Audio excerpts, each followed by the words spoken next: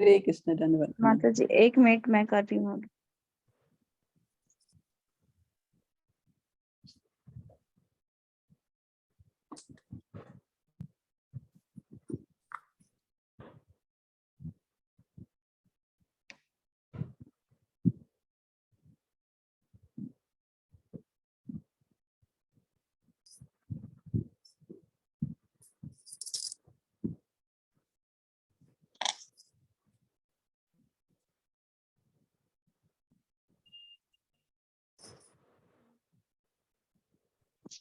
हरे कृष्ण, दंडवत प्रणाम।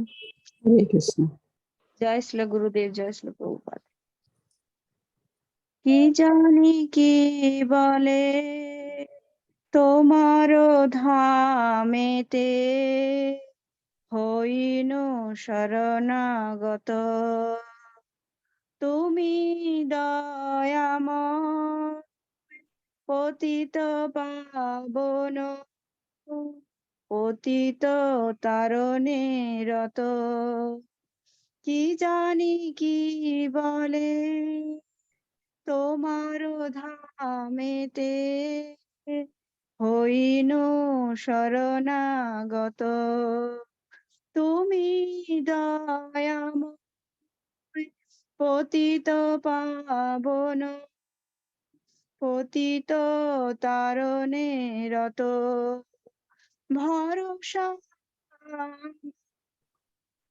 একমাত্র না, তুমি তো করুণাময়, তব দয়া পাত্র নাহি মোর সম, অবশ্য ঘুচাবে ভয়।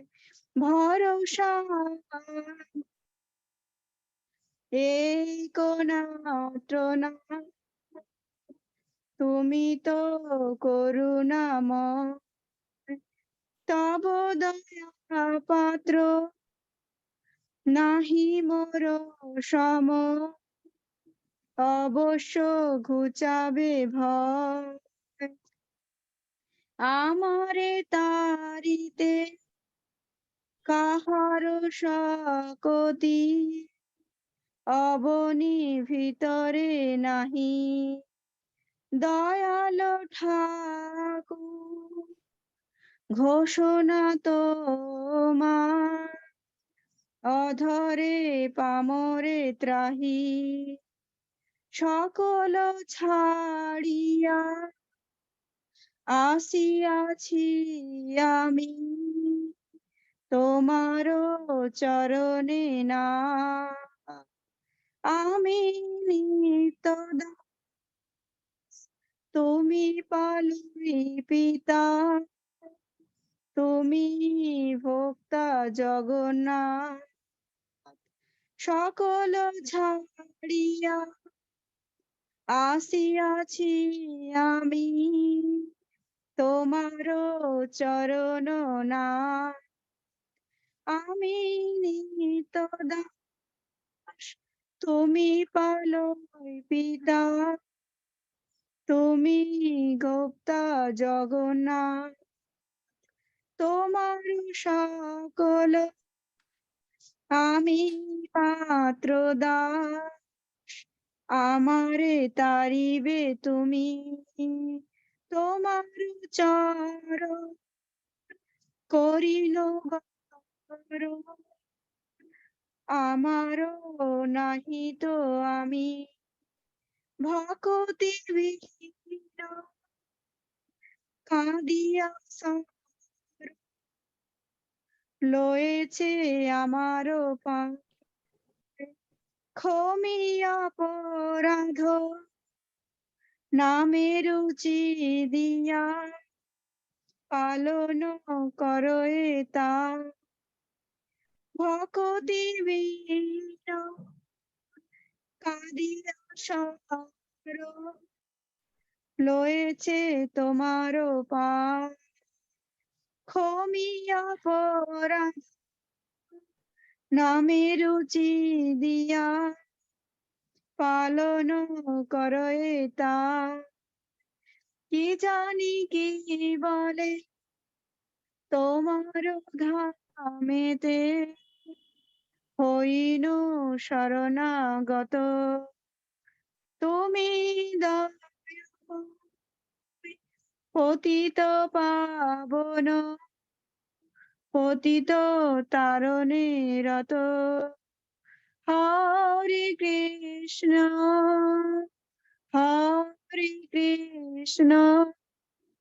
কৃষ্ণ কৃষ্ণ হরে হরে হরে রাম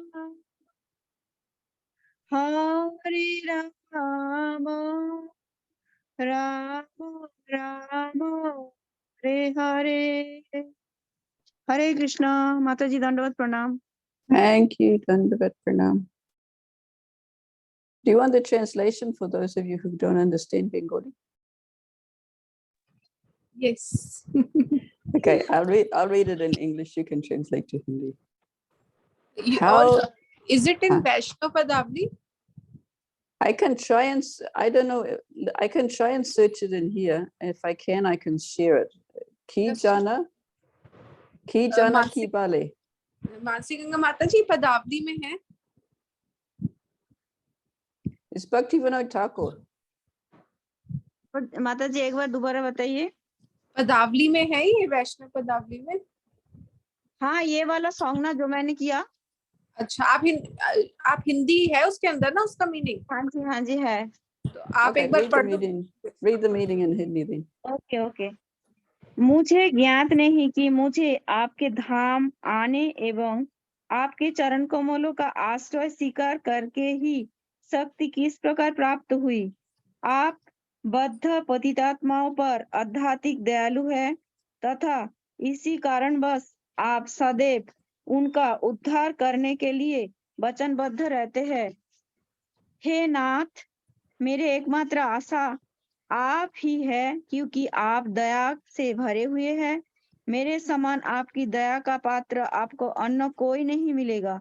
अतएव मुझे दृढ़ विश्वास है कि आप मेरे भौतिक जीवन के भय को अवश्य नष्ट करेंगे। इस संसार में मेरा उद्धार करने की शक्ति किसी के भी पास नहीं है। हे दयालु प्रभु, आपने घोषणा की हुई है कि इस संसार के पतित पापी जीवात्माओं के एकमात्र उद्धारक आप ही है। हे संपूर्ण ब्रह्मांड के स्वामी, मैं सब कुछ त्याग कर आपके चरण कमलों की शरण ग्रहण की है। मैं आपका नित्य दास एवं आप मेरे एकमात्र पालन करता है। वास्तव में सब कुछ आपका ही है तथा मैं तो केवल दास ही हूँ। मेरा उद्धार करना आपका कर्तव्य है। मैं अपनी स्वतंत्रता त्याग कर आपके चरण कमलों का आश्रय ग्रहण करूंगा। श्रील भक्ति विनोद ठाकुर कहते हैं कि मैं विनम्रता से आपके चरण कमलों का आश्रय स्वीकार करता हूँ। कृपया मेरे अपराधों को क्षमा करे और अपने पवित्र नाम के जप का रसास्वादन करने की स्वीकृति प्रदान करे। इस प्रकार से कृपा मेरा पालन करे। हरे कृष्ण माता जी। Okay. Om Jnana Timirandasya Jnananjana Shalakya Chaksuranvaritam Yena Tasmai Shri Gurave Namaha. Shri Chaitanya Manobhistam Stapitam Yena Bhutale Swayam Rupa Kudamayam Dadati Swapadantikam Vandeyaham Shri Guruhu Shri Yuta Parakamalam Shri Gurun Vaishnavamscha Sri Rupam Sagrajatam Sahagana Raghunatam Vitam Tam Sajivam Sadvaitam Savadutam Parijana Sahitam Krishna Chaitanya Devam Sri Radha Krishna Padam Sahagana Lalita Sri Visakam Vitam Scha. He Krishna Karuna Sindhu Dinabandhu Jagitpate Gopesha Gopika Kanta Radha Kanta Namastate Tapta Kanchana Gaurangi Radhe Vrindavaneshwari Vrishabhanu Sute Devi Pranamami Hari Priye Panchakalpatarubhyascha Kripa Sindhubhya Evacha Patitanam Bhavanebhyo Vaishnavebhyo Namo Namaha Namo Mahavadanyaya Krishna Prema Pradayate Krishnaya Krishna Chaitanya Namne Gauratishe Namaha. Namo Vishnu Padaya Krishna Prestaya Bhutare Srimati Bhakti Vedanta Swaminiti Namane. Namaste Saraswati Devi Gauravani Charane Nirvishesa Sunyavari Paschatya Desha Tarane. Jai Shri Krishna Chaitanya Prabhu Nityananda Shri Advaita Gadadhara Srivasadi Gaura Bhaktavinda. Hare Krishna Krishna Krishna Hare Hare Hare Rama Rama Rama Hare Hare. Jai. Okay, welcome to today's class. Today we're looking at the Bhumika of Bhakti Rasamrita Sindhu. तो आप सबका स्वागत है आज की कक्षा में और आज हम भक्ति रसामृत सिंधु की भूमिका पर चर्चा करना शुरू करेंगे. And shall we do that Mangala Charan? Where did we find that? Oh, I know.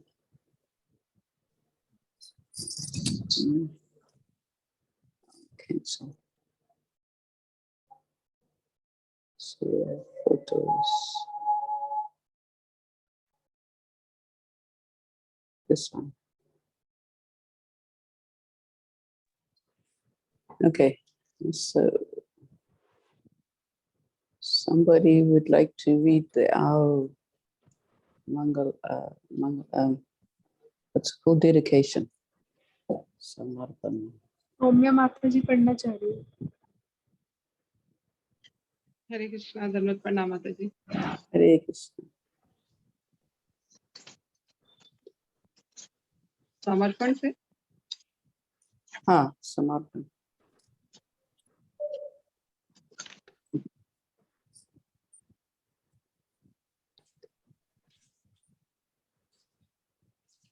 Book में कौन से पेज पर है? It's on the screen. First, before the book starts, is this dedication. हमारे फ्रंट पेज पे ये starting में.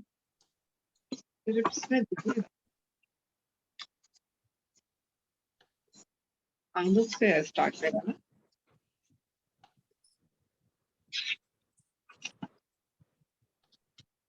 ठीक है. हरे कृष्णा. Hare Krishna. वृंदावन के षड गोस्वामियों के प्रति नाना शास्त्र विचारण निपुण धर्म संस्थापको लोकानां हितकारिणो त्रिभुवने मानव शरणाय करो. श्री राधा कृष्ण पदारविंद भजनानंदेर मतालिको वंदे रूप सनातनो रघुयुगो श्री जीव गोपाल को. मैं श्री सनातन गोस्वामी, श्री रूप गोस्वामी, श्री रघुनाथ भट्ट गोस्वामी, श्री रघुनाथ दास गोस्वामी, श्री जील गोस्वामी तथा श्री गोपाल भट्ट गोस्वामी, इन 6 गोस्वामियों को सादर नमस्कार करता हूँ जो समस्त मानवों के लाभार्थ सनातन धर्म की स्थापना करने के उद्देश्य से समस्त शास्त्रों का आलोचनात्मक अध्ययन करने में परम निपुण है. इस तरह वे तीनों लोकों में समादृत हैं और शरण लेने के योग्य हैं क्योंकि वे गोपी भाव में निमग्न रहकर राधा कृष्ण की दिव्य प्रेम भक्ति में लगे रहते हैं. Good, thank you. Okay, we can go on straight on to somebody reading the first paragraph of the Bhumika, and then we'll spend a bit of time discussing the different topics we're going to come up with today.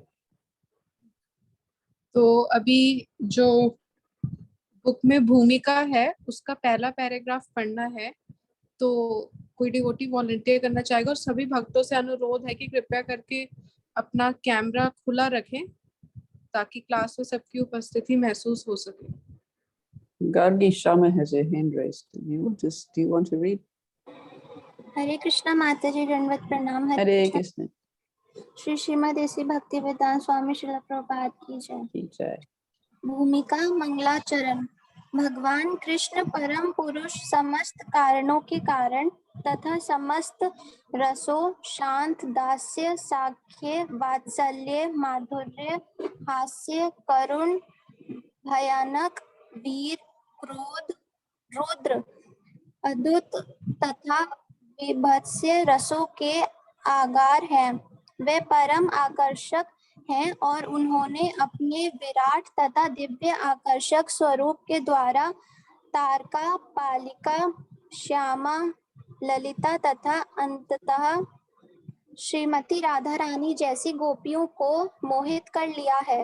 वे प्रभु हम पर कृपा करें जिससे कृष्ण कृपा विग्रह श्री श्रीमद् भक्ति सिद्धांत सरस्वती गोस्वामी प्रभुपाद द्वारा प्रेरित होकर भक्ति रसामृत सिंधु लिखने के इस कार्य को संपन्न करने में मुझे कोई बाधा उपस्थित ना हो। मैं श्रील रूप गोस्वामी प्रभुपाद तथा No, Srila no, only one paragraph. We're starting just the first paragraph. Thank you.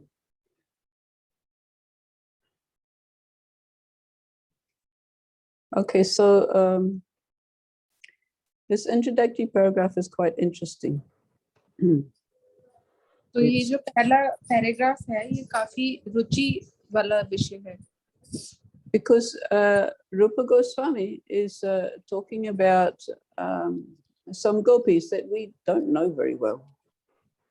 तो ऐसा इसलिए है क्योंकि यहाँ पे रूप गोस्वामी कुछ ऐसी गोपियों के बारे में बात कर रहे हैं जिनके बारे में हमने कभी सुना भी नहीं है And Prabhupada just translates it as it is without any description of who they are or why they're being discussed. तो प्रभुपाद ने भी उस चीज को बिल्कुल सीधा सीधा अनुवाद कर दिया है उस चीज का बिना ये जाने कि उनके बारे में यहाँ पे चर्चा क्यों हो रही है या वो कौन है But fortunately our acharyas have given us some help on that. Because I never heard of Taraka Palika Shama. तो हमारे खुशकिस्मती है कि लेकिन हमारे आचार्यों ने इनके ऊपर टीका दी हुई है और ये सामान्य रूप से नहीं सुना जाता कि तारका पालिका नाम की कोई गोपियां थी Okay. So we're starting with the Mangala Charan. Then we have a summary of the book, and then we have a definition of pure devotional service. तो ये जो भूमिका है उसमें सबसे पहले हमारे पास मंगलाचरण है फिर ये जो पुस्तक है इसका शॉर्ट में बता रखा है इसकी समरी है एक तरीके से फिर और उसके आखिरी में जो भूमिका में दिया है वो शुद्ध भक्ति की परिभाषा दी हुई है So these three subjects: Mangala Charan, brief description of the book's content, and an authoritative definition of pure devotional service. यहाँ पे यही चर्चा हो रही है पहले मंगलाचरण फिर जो पुस्तक में जो चीजें हैं उनके बारे में बताया हुआ है और फिर शुद्ध भक्ति की परिभाषा Mangala Charan has three objectives. It tells you what the book's about. It allows the author to pay obeisances, and it allows the readers to receive blessings. तो ये जो पहला विषय है भूमिका का मंगलाचरण इसके अंदर भी तीन भाग हैं पहला ये इस पुस्तक का बताता है कि ये पुस्तक लिखी क्यों गई है ये इसका महत्व क्या है फिर ये जो जिन्होंने ये पुस्तक लिखी है उनको अपने आचार्यों को प्रणाम करने की अनुमति देता है फिर हम लोग जो इसको पढ़ रहे हैं उनको मतलब आचार्यों की कृपा प्राप्त करने का मौका देता है So this is the verse in Sanskrit. Akhila Rasamrita Murti Prasramara Ruchi Ruda Taraka Parihi Kalita Shyama Lalito Radha Prayan Vidur Jayati. So Prabhupada has pretty much given the translation, except in this translation, the different groups of gopis are separated. And he's saying that Krishna has subjugated the gopis named Taraka and Pali and absorbed the minds of Shyam and Lalita. And he is the, what's this nice verse?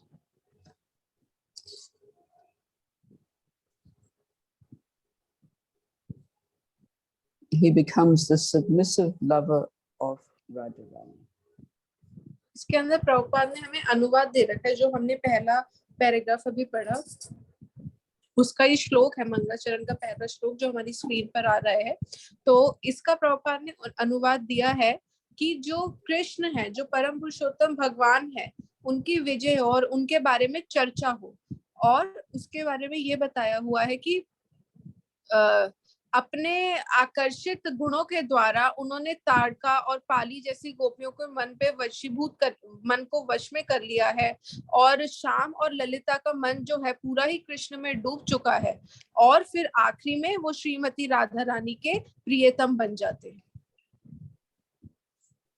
So the importance of describing these gopis in particular is that it establishes that our goal is Krishna in Vrindavan. तो इन सारी गोपियों के बारे में चर्चा करने का कारण, मुख्य कारण एक ही है कि हमें उन कृष्ण से प्रेम करना है जो वृंदावन में वास करते हैं। So this first line, Akhila Rasamrita Murtihi, you will hear devotees quoting quite often. It's an important term which describes the essence of rasa, is this attraction for Akhila Rasamrita Murti. तो यहाँ पे जो ये शब्द प्रयोग है अखिल रसामृत मूर्ति, आप लोगों ने कई बार भक्तों को भी ये प्रयोग करते हुए सुना होगा, अखिल रसामृत मूर्ति। तो ये बहुत महत्वपूर्ण है, ये बताता है कि कृष्ण सारे रसों का सार है। So Akhila means all, Rasamrita means perpetually relished taste or relationship, and Murti means the embodiment. And it means that Krishna in Vrindavan is the reservoir of all pleasure. तो इसके अंदर ये बता रहे हैं कि अखिल रसामृत मूर्ति का मतलब ये है कि सारे भी जितने भी संबंधों का जो आस्वादन किया जाता है या किसी भी रस का जो आस्वादन किया जाता है, उसकी मूर्ति है श्री कृष्ण, जो कि वृंदावन कृष्ण है, जो कि सारे रसों के राजा हैं, रसराज Shri Krishna. And these Shamala, Taraka Palika, and some other names are here, and they're classified. The other one's just gone away. According to their relationships with each other. तो यहाँ पे अलग अलग गोपियों के बारे में बात करी गई है, और जैसा जिसका जिसके साथ संबंध है उस प्रकार से इसे प्रस्तुत किया जा रहा है। Now, so Radha is special. She has a special place with Krishna as Krishna's most beloved. तो जो राधा है उनके पास उनका कृष्ण के हृदय में सबसे मुख्य स्थान है, क्योंकि वो कृष्ण की प्रेमिका है। So the next group is called Swapaksha, which is the Sakis Lalita and Vishaka. फिर जो दूसरा भाग आता है वो है स्वपक्ष का, जिसके अंदर ललिता और विशाखा सखी आते हैं। Which basically means that they belong to Radharani's group of Sakis. तो इसका मतलब ये है कि राधा रानी के सखियों के ग्रुप में आते हैं ललिता और Vishakha. So the next group is Suhrit, which means that they belong to a group of gopis who are friendly to Radharani's group. तो सुहृद आता है तीसरा भाग, इसका मतलब ये है कि जो राधा रानी के साथ मित्रता का संबंध है जिन गोपियों का। So that includes Shamala, and it looks like Shama's on the border. तो इसके अंदर सुहृद में आती हैं श्यामला, और श्यामा भी आते हैं, ऐसा प्रतीत होता है। And the next group is called Tatastha, which means that they're friendly to this group, and they're friendly to other groups as well. They're neutral. तो तटस्थ आता है चौथा भाग, उसके अंदर ये आता है कि तटस्थ का मतलब है ये राधा रानी से भी मित्रता रखती हैं ये वाली गोपियां, और जो उनके ऑपोजिट है उनसे भी मित्रता रखती है, मतलब ये सम है, मतलब दोनों तरफ की हैं ये तटस्थ भाग की गोपियां। And this is where Taraka belongs, along with Savior. तो इसके अंदर आती है, तटस्थ भाग में आती है ताड़का और Shaivya. And Vipaksha means that they belong to a group who are antagonistic to Radharani's group. Of course, we know Chandravali, but the way it's written in Javadharma is that there are actually lots of groups of gopis who there's a term called Nayika, who want a relationship with Krishna. Most of them will help Radharani have a relationship with Krishna, but many of them also have a relationship with Krishna, and they all have their own groups of gopis. So it's not just Radharani and Chandravali, there are others as well. तो फिर आता है, आखिरी भाग आता है विपक्ष का, मतलब जो राधा रानी से अलग है गोपियां, राधा रानी के साथ नहीं है। और इसके अंदर सिर्फ चंद्रावली नहीं आती, जैव धर्म में बताया गया है कि और भी ऐसी गोपियां हैं जो कृष्ण के साथ अपना संबंध स्थापित करना चाहती हैं। तो और भी बहुत सारी गोपियां ऐसी हैं, और उसी भाग को बोला जाता है विपक्ष।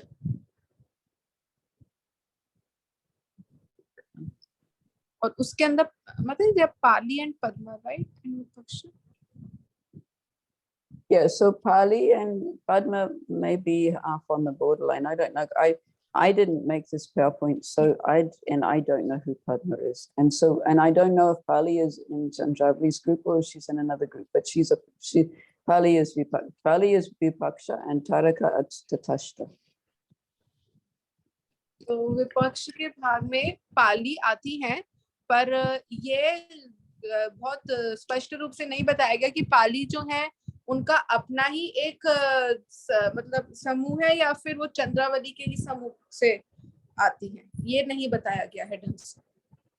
Yeah, so basically what we have to get from this is as described in the verse, that Krishna managed to subjugate out of love all of these different groups of gopis. So all of the gopis have Krishna as their goal.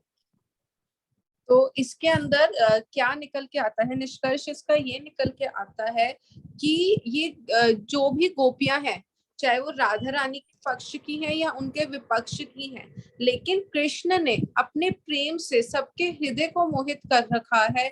और इन सबके जो मुख्यतः चीज जो है इन सबके जीवन की, वो कृष्ण ही है। कृष्ण को पाना ही इनके जीवन का लक्ष्य है। That's our introduction. Now we can go on with the next paragraph. तो अब हम भूमिका का दूसरा पैराग्राफ पढ़ेंगे। कौन पढ़ना चाहता है इसको? कोई पढ़े प्लीज। हरे कृष्णा माता जी। Hare Krishna. शील प्रभुपाद की जय। मैं शील रूप गोस्वामी प्रभुपाद व शील भक्ति सिद्धांत सरस्वती गोस्वामी प्रभुपाद के चरणों में सादर नमस्कार करता हूँ, जिनकी प्रेरणा से मैं भक्ति रसामृत सिंधु का सार संकलन करने के कार्य में प्रवृत्त हुआ हूँ। ये ग्रंथ आज से 500 वर्ष पूर्व पश्चिम बंगाल में कृष्ण भावनामृत आंदोलन का प्रसार करने के लिए प्रकट हुए श्री चैतन्य महाप्रभु द्वारा प्रतिपादित परम भक्ति विज्ञान है। शील रूप गोस्वामी इस ग्रंथ एक ही पैराग्राफ पढ़ना। हरे Krishna. Thank you. So here in Bhakti Rasamrita Sindhu, Rupa Goswami offers the obeisances to Lord Chaitanya Mahaprabhu. तो भक्ति रसामृत सिंधु में यहाँ पे श्री रूप गोस्वामी जो है महाप्रभु को अपना प्रणाम दे रहे हैं। Because Chaitanya Mahaprabhu, if you remember our preface, Chaitanya Mahaprabhu was the one who instructed Rupa Goswami and told him to produce books. तो ऐसा इसीलिए है कि अगर आप सबको याद हो तो महाप्रभु ने ही रूप गोस्वामी को निर्देश दिया था और शिक्षाएं दी थी और निर्देश दिया था ये पुस्तकें लिखने के लिए। And so Srila Prabhupada adds to this Mangalacharan by offering his own obeisances to Rupa Goswami Prabhupada and his spiritual master Bhaktisiddhanta Saraswati Goswami Prabhupada. तो प्रभुपाद इसमें अपनी तरफ से भी जोड़ रहे हैं। प्रभुपाद अपना प्रणाम भी अर्पण कर रहे हैं श्रील रूप गोस्वामी को और अपने गुरु श्रील भक्ति सिद्धांत सरस्वती ठाकुर महाराज को। Because it is through their mercy that Prabhupada has been given the task of translating this book and presenting it for all of us. तो तो ऐसा प्रभुपाद इसलिए कर रहे हैं क्योंकि इन्हीं के द्वारा प्रभुपाद को ये कार्य मिला है ये पुस्तक को अनुवाद करने के लिए, और उन्हीं से उनको प्रेरणा और कृपा मिली है, इसलिए वो उन्हें प्रणाम अर्पण कर रहे हैं। Okay, now we can go on to the third paragraph. तो तीसरा पैराग्राफ पढ़ना है, कौन पढ़ेगा?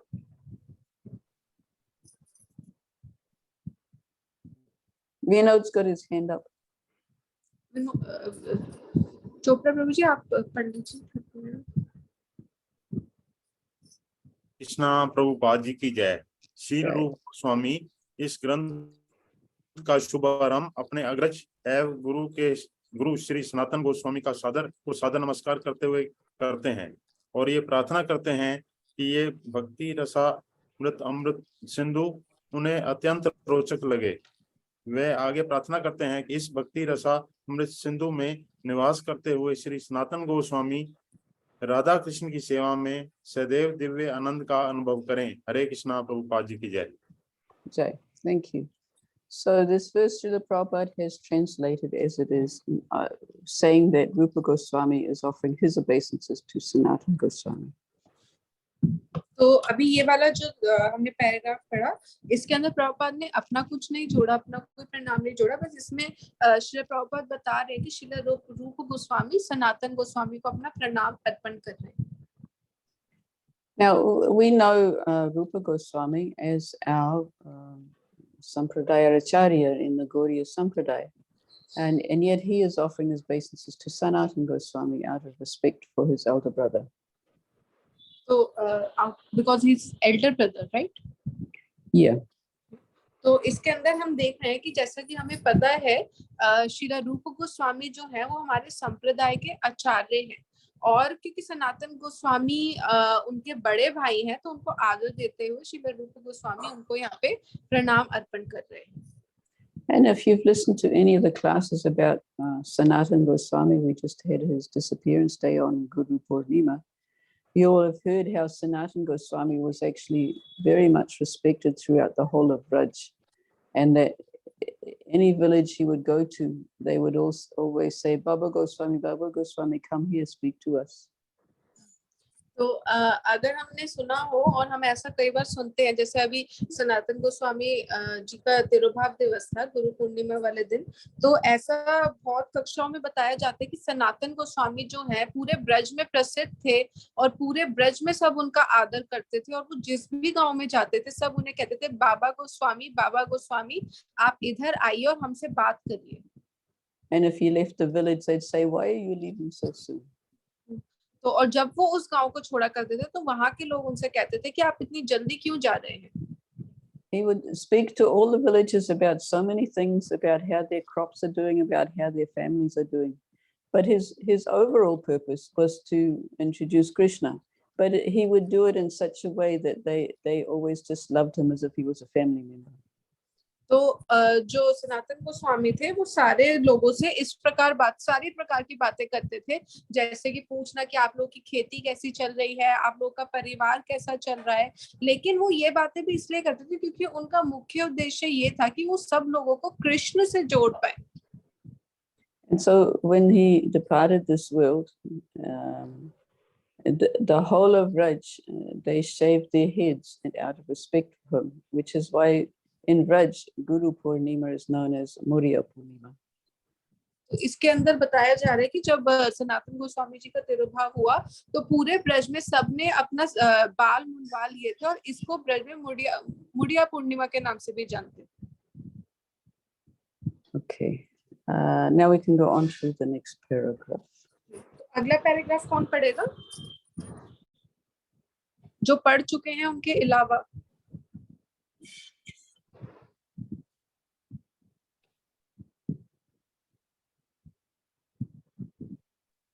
मैं पढ़ती हूँ माता जी। मैं समस्त महान भक्तों तथा आचार्यों को सादर नमस्कार करता हूँ, जो अमृत के महासागर में मगरों की समान है, और जो मुक्ति रूपी विविध नदियों की तानिक भी परवाह नहीं करते हैं। निर्विशेषवादी ब्रह्म रूपी सागर में तल्लीन होना चाहते हैं, ठीक उन नदियों की भांति जो बहते बहते सागर में तल्लीन हो जाते हैं। सागर की तुलना मोक्ष से की जा सकती है और नदियों की तुलना मोक्ष की विभिन्न विधियों से निर्विशेषवादी नदी जल में निवास कर रहे हैं, जो अंततः सागर में मिल जाते हैं। उन्हें इसका पता नहीं है कि सागर तथा नदी में समान रूप से असंख्य जलचर भी है, जो मगर सागर में रहते हैं। वे उन नदियों की परवाह नहीं करते जो सागर में आकर रहती है। भक्तगण सदैव भक्ति रूपी सागर में रहते हैं और नदियों की तनिक भी परवाह नहीं करते। दूसरे शब्दों में, जो शुद्ध भक्त है वे भगवान के दिव्य प्रेमा भक्ति रूपी सागर में सदैव रहते हैं और उन अन्य विधियों की परवाह नहीं करते जो सागर में क्रमशः गिरने वाले नदियों के तुल्य है। हरे कृष्णा, दंडवत प्रणाम। Thank you, Hare Krishna.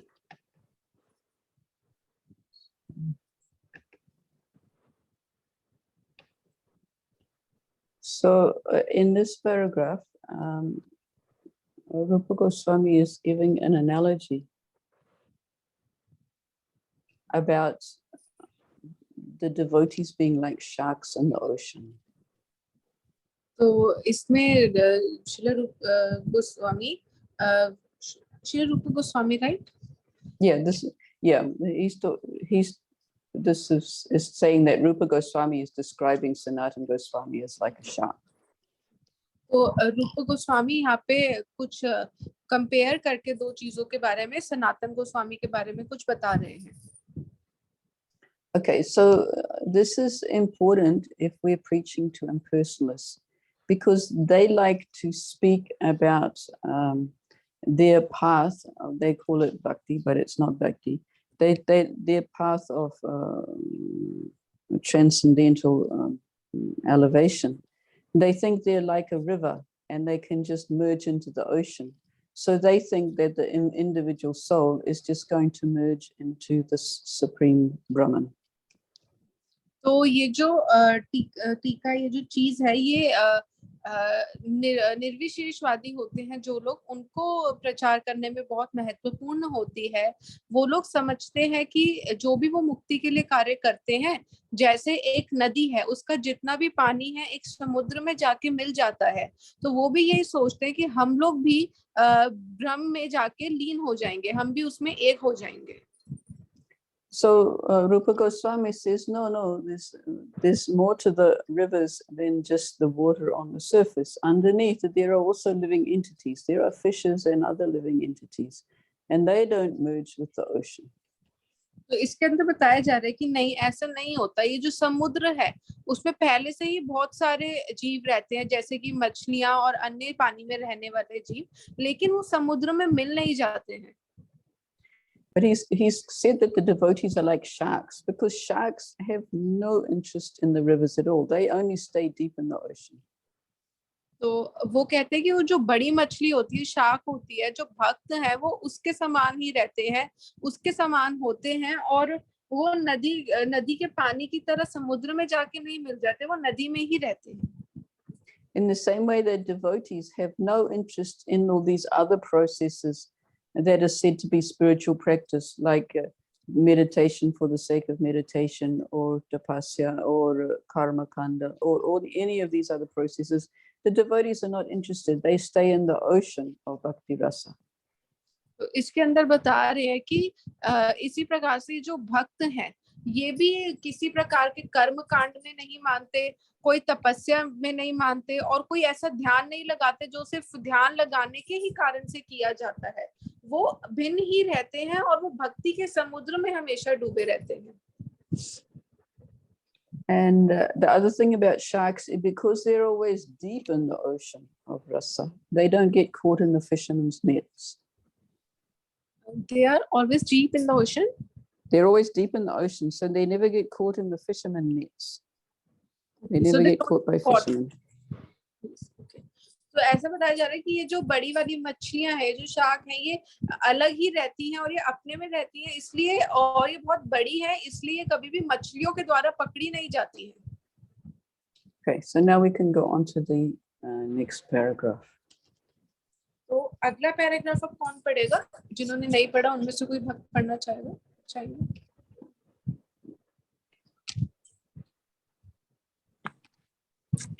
Hare Krishna. Hare Krishna. प्रणाम माता जी, मैं पढ़ूं? हाँ जी माता जी।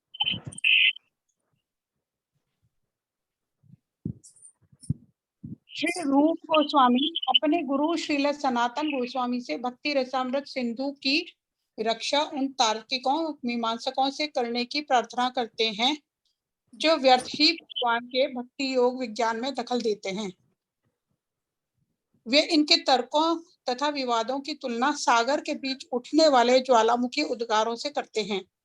जिस प्रकार सागर के बीच उठने वाले ज्वालामुखी उद्गारों से बहुत ही कम क्षति पहुंच सकती है, उसी प्रकार जो लोग भगवत भक्ति के विरुद्ध हैं और जो चरम दिव्य अनुभूति के विषय में अनेकानेक दार्शनिक मत प्रस्तुत करते हैं, वे भक्ति के इस महान सागर को तनिक भी विक्षुब्ध नहीं कर सकते।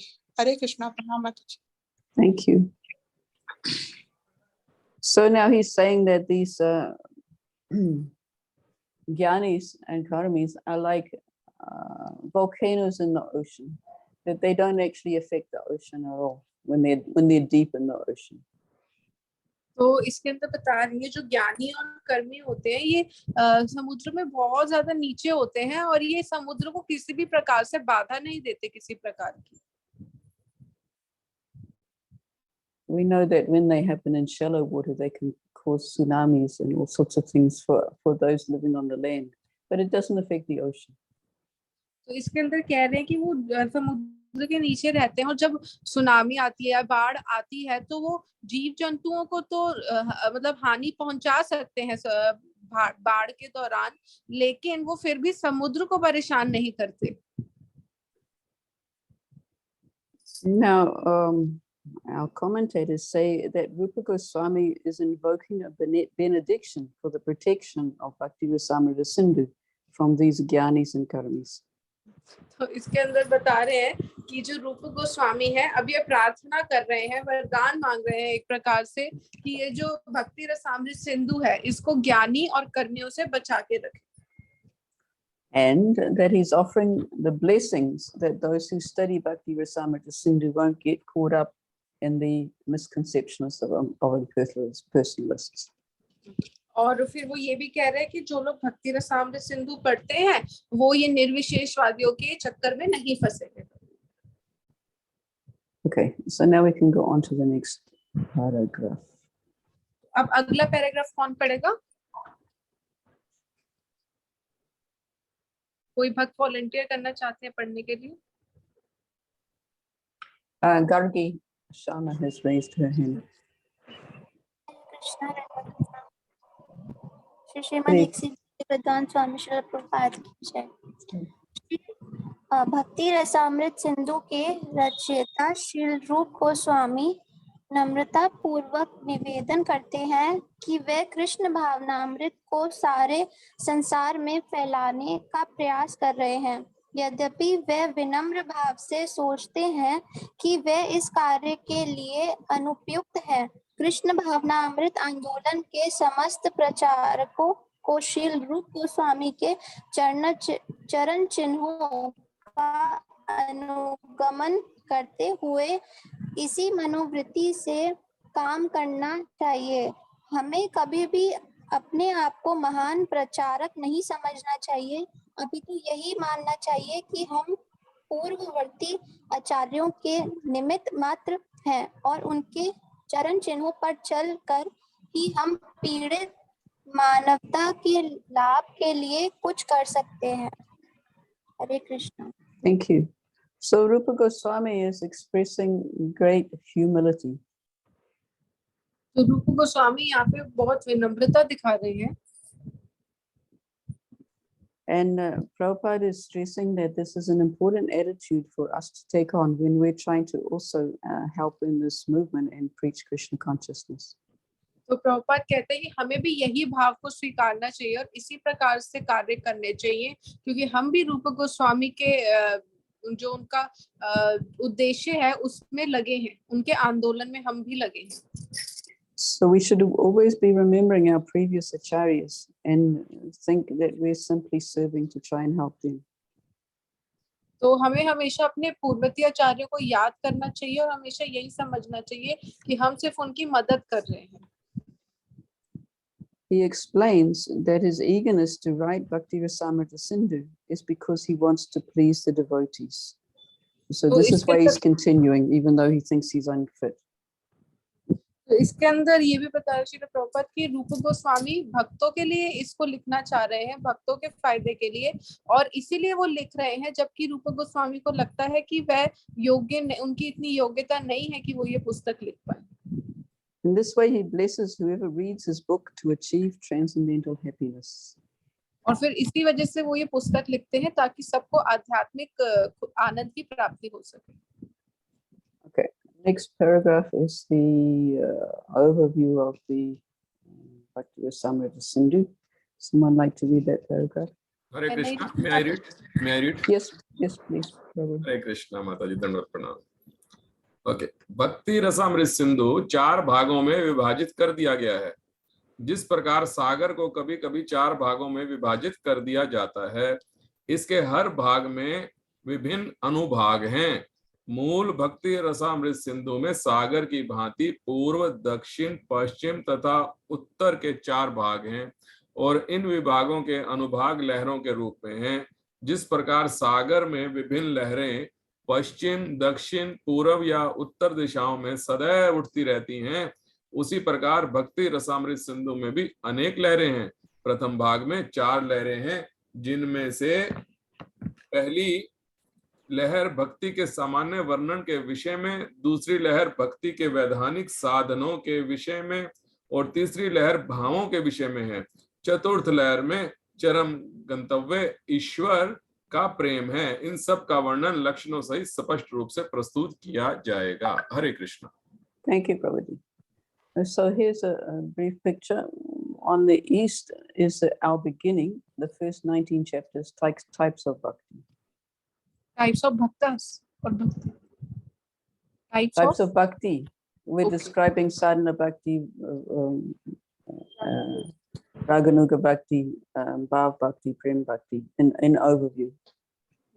तो पहली जो हम लहर पढ़ेंगे भक्ति रसामृत सिंधु की, वो उसकी पूर्व लहर है और वो आते हैं पहले 19 अध्याय जो है उसके अंदर पूर्व लहर आती है, जिसके अंदर अलग अलग प्रकार की भक्ति के बारे में चर्चा करी जाएगी, जैसे कि साधना भक्ति, रागानुगा भक्ति, भाव भक्ति, प्रेम भक्ति इत्यादि.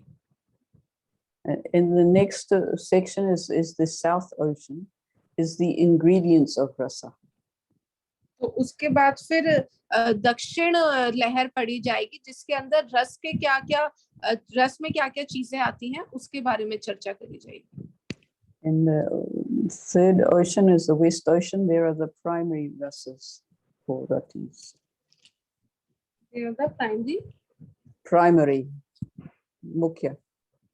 Mukhya rasa. Okay. So which way is it? West. Yeah, west. तो फिर पश्चिम लहर आएगी, जिसके अंदर हम मुख्य रसों के बारे में चर्चा करेंगे. And in the last ocean, the North Ocean, are secondary rasas. और फिर उसके बाद उत्तर लहर में दूसरे रसों के बारे में चर्चा करी जाएगी. Okay. So, Purva Vibhag, chapters 1 to 19, Dakshin Vibhag, chapters 20 to 34, Paschim Vibhag, chapters 35 to 44, and Uttara Vibhag, chapters 45 to 51.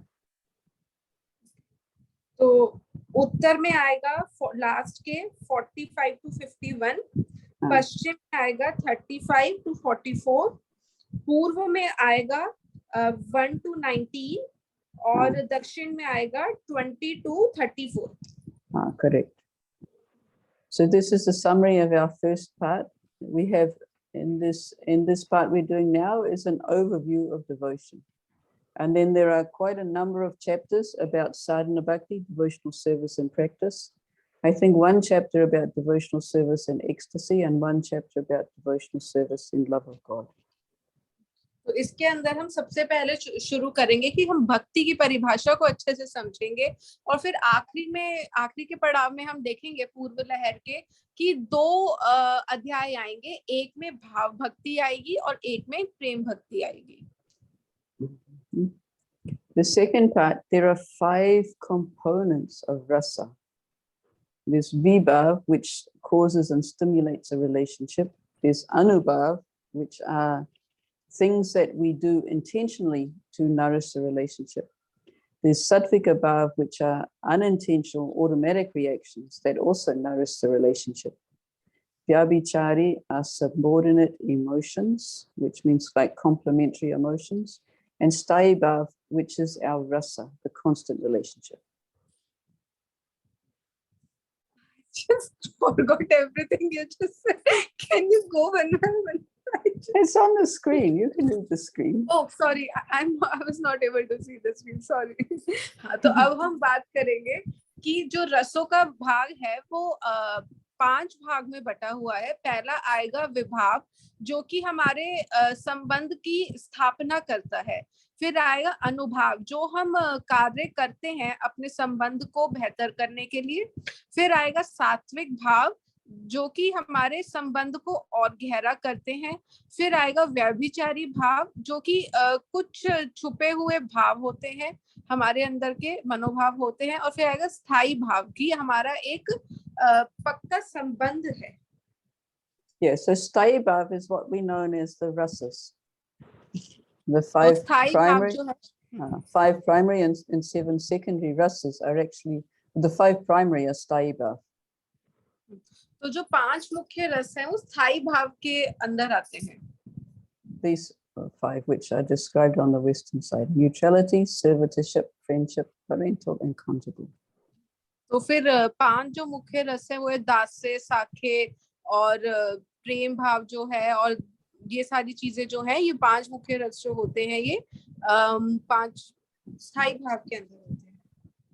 And then the northern side is the secondary rasas, which is laughter, astonishment, chivalry, compassion, fear, anger, ghastliness. And those are the 7 secondary rasas. And then there's mixture of mellows, disgust, and rasabas, disgust. तो फिर उसके बाद जो बाकी के आखिरी के 7 रस आते हैं, उसके अंदर होते हैं हंसना, हैरान होना, दया करना, क्रोध करना, डरना, और अलग अलग भावनाएं जो आती हैं वो सारी दूसरे रसों में आएगी, जो हम आखिरी में चर्चा करेंगे जिसकी। Okay, there's a summary again. Oh, this is overview of the eastern side. Intro to chapter 1. Now we're on the intro. It actually starts from the preface to chapter 1. It's called General Description of Bhakti. तो ये पूर्व लहर के बारे में पहले 19 अध्यायों के बारे में बताया जा रहा है। पहला जो है वो एक सामान्य तरीके से बताया जाएगा भक्ति के बारे में। And from chapters 2 to chapter 16, there is sadhana bhakti, about practice of bhakti. तो इसके बाद फिर दूसरे से लेके 16वें अध्याय में साधना भक्ति आती है। 17 and 18 is bhava bhakti. और फिर 17वें और 18वें अध्याय में भाव भक्ति आएगी। और chapter 19 is prema bhakti. और फिर आखिरी अध्याय में प्रेम भक्ति आएगी। Now this we read. So now we can go on to the next paragraph, which starts our description of pure devotional service. तो अब हम फिर अगला जो है पैराग्राफ उसके बारे में पढ़ेंगे, जो शुद्ध भक्ति के बारे में बताते हैं। माता जी, can I read? Yes, you can. हरे कृष्णा माता जी, धन्य प्रणाम। माता जी, कौन सा para? The one after the last one. I didn't number them. पूर्वती आचार्यों के पद चिन्हों का अनुसरण। ठीक है। हरे कृष्णा माता जी, धन्य प्रणाम। माता जी, मैं पढ़ रही हूँ। श्री श्री ऐसी भक्ति वेदांत स्वामी महाराज प्रभुपाद की जय।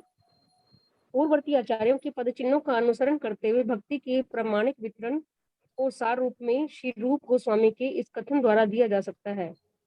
प्रथम कोटि की भक्ति कृष्ण भावनामृत में पूरी तरह से लगे रहकर भगवान की अनुकूल सेवा करने की प्रवृत्ति है। भाव यह है कि यदि कोई कृष्ण भावनामृत में रहते हुए भी अनुकूल सेवा में प्रवृत्त न हो सके तो उसे शुद्ध भक्ति नहीं माना जा सकता। शुद्ध भक्ति को सभी प्रकार के भौतिक लाभों तथा इंद्रिय तृप्ति की आकांक्षाओं से मुक्त रहना चाहिए, क्योंकि ये आकांक्षाएं सकाम कर्म तथा दार्शनिक चिंतन द्वारा अनुशीलित होती हैं। सामान्यतः लोग विभिन्न कार्यों में इसलिए लगे रहते हैं कि उन्हें भौतिक लाभ हो, और दार्शनिक जन वाग्जाल तथा चिंतन के द्वारा दिव्य अनुभूति प्राप्त करने में लगे रहते हैं। शुद्ध भक्ति ऐसे सकाम कर्मों तथा दार्शनिक चिंतनों से सर्वथा मुक्त होनी चाहिए। मनुष्य को रागानुगा भक्ति द्वारा किसी आचार्य से कृष्ण भावनामृत या शुद्ध भक्ति सीखनी चाहिए। हरे कृष्ण माता जी, धन्यवाद, प्रणाम। Thank you, Hare Krishna. So this verse is a verse that the devotees should learn, because this is a very important description of pure devotional service. तो ये जो पैराग्राफ है ये बहुत महत्वपूर्ण है, क्योंकि ये शुद्ध भक्ति के बारे में हमें बता रहा है। Anya bilashita shunyam jnana karmadhyanavritam anukulyena krishnanu shilanam bhakti uttama. Now, how many verses before we change paragraphs? Okay, here is the translation which you've read. Yeah, so you've read the translation. So basically, this verse, the first two lines describe the Sarup Lakshana of pure devotional service. It means the essential characteristics, the principal statement. Whereas the second line is the Tatastha Lakshana, or the accompanying explanatory qualities. तो इसके अंदर बताया जा रहा है कि जो अभी हमने श्लोक पढ़ा, जो कि शुद्ध भक्ति की परिभाषा है, उसके अंदर जो पहली की दो पंक्तियां हैं वो स्वरूप लक्षण को दर्शाती हैं, मतलब कि जो महत्वपूर्ण गुण है भक्ति के उनके बारे में बताती है, और फिर तटस्थ लक्षण है जो कि आगे की दूसरी गुणों के बारे में बताती है भक्ति के। Okay, so Swarup Lakshana is Anukulyena Krishnanushilana. Tatastha Lakshana is Anya Bilashita Shunyam Jnana Karma Janavritam. तो स्वरूप लक्षण में आएगा अनुकूलेन कृष्ण अनुशीलनम, और तटस्थ लक्षण में आता है अन्य अभिलाषिता शून्यम ज्ञान कर्मादि अनावृतम. Okay, so now we can read the next paragraph which describes Anushilana. तो अभी हम दूसरा पैराग्राफ पढ़ेंगे जो अनुशीलनम का अर्थ बताएगा हमें. तो कोई पढ़ना चाहते हैं? हरे कृष्ण माता जी, मैं पढ़ूं? हाँ जी प्रभु जी. हरे कृष्ण, धन्यवाद, प्रणाम. श्रील प्रभुपाद जी की जय. यह भक्ति एक प्रकार का अनुशीलन है. यह उन लोगों के लिए जो निष्क्रिय रहना चाहते हैं या मुक्त ध्यान में अपना समय बिताना चाहते हैं. मात्र निष्क्रियता नहीं है. जो लोग भक्ति करना चाहते हैं उनके लिए अनेक विधियां हैं, लेकिन कृष्ण भावनामृत का अनुशीलन इनसे पृथक है. इस प्रसंग में श्रील रूप गोस्वामी अनुशीलन शब्द का प्रयोग किया है, जिसका अर्थ है पूर्ववर्ती आचार्यों का अनुगमन करते हुए अनुशीलन. ज्यों ही हम अनुशीलन कहते हैं तो इससे हमारा तात्पर्य स्फूर्ति या क्रियाशीलता होता है. स्फूर्ति के बिना मात्र भावना से कुछ काम नहीं होता. समस्त कार्य को दो श्रेणियों में विभाजित किया जा सकता है. प्रथम किसी विशेष उद्देश्य की प्राप्ति के लिए तथा दूसरी प्रतिकूल परिस्थितियों से बचने के लिए. संस्कृत में इन्हें प्रवृत्ति तथा निवृत्ति कहा जाता है. निवृत्ति अर्थात नकारात्मक कर्मों के अनेक उदाहरण हैं, यथा बीमार व्यक्ति को सतर्क रहना पड़ता है और विषम रोग से बचने के लिए दवा लेनी पड़ती है. हरे Krishna. Thank you, Prabhuji. So this Anushilana,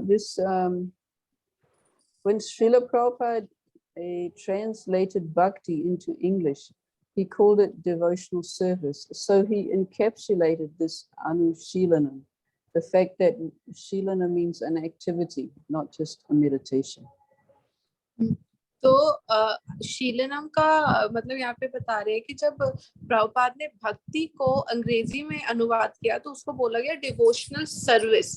तो शीलनम का मतलब है कोई भी गतिविधि करना, कार्य करना, सिर्फ ध्यान लगाने को ही शीलनम नहीं बोला गया है।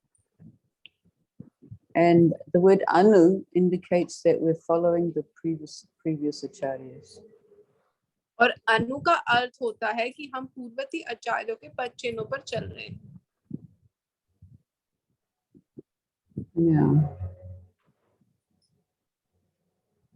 Okay, so it says Krishna Anushilanam. I didn't find this in a paragraph, but this is a point that Krishna is the target of devotional service, not other people. Other people will describe in a further paragraph that the love of other people will follow from the love of Krishna. Who other people would follow? The love of other people will follow from the love of Krishna. It will follow. Yes. First, we have to love Krishna, and then the love of other people will follow. Okay, yes, got it. तो इसके अंदर बताया जा रहा है कि जो कृष्ण है वही भक्ति का मूल उद्देश्य है, कृष्ण की प्राप्ति। और सबसे पहले हमें कृष्ण को प्रेम करना है और किसी और को प्रेम करने की कोई आवश्यकता नहीं है। और जब हम कृष्ण को प्रेम करेंगे तो स्वाभाविक रूप से हम दूसरे लोगों से अपने आप ही प्रेम करने लगेंगे। And the best way we can help others distributing this love is by engaging them in Krishna's service. और उसके बाद जब हम कृष्ण से प्रेम करेंगे तो हम बाकी लोगों को भी ये प्रेम आगे वितरित करने के लिए प्रेरणा दे सकते हैं, उनको भक्ति में लगा के।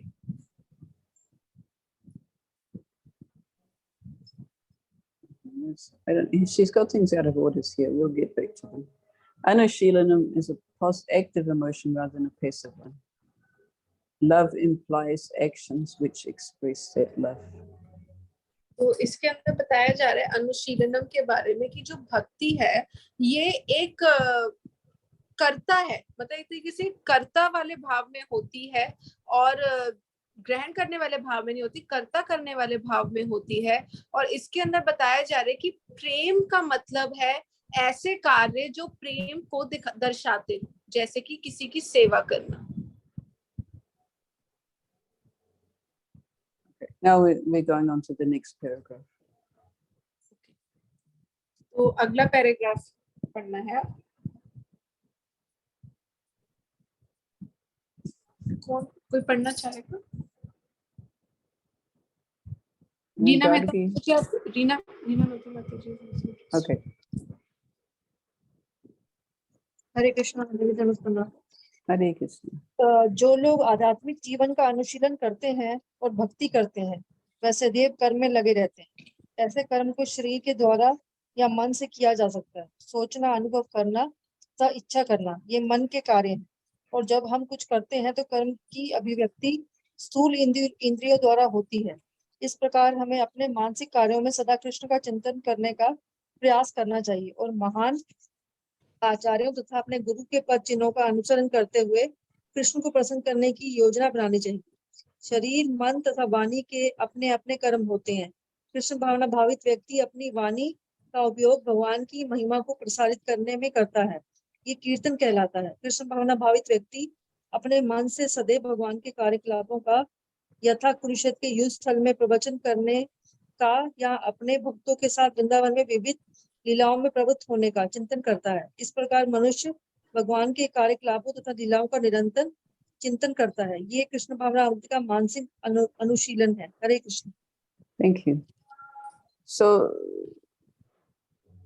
Rupa Goswami is introducing the fact that activity can be performed by thinking, feeling, and willing, by our mind, then by our words, and then by our activities.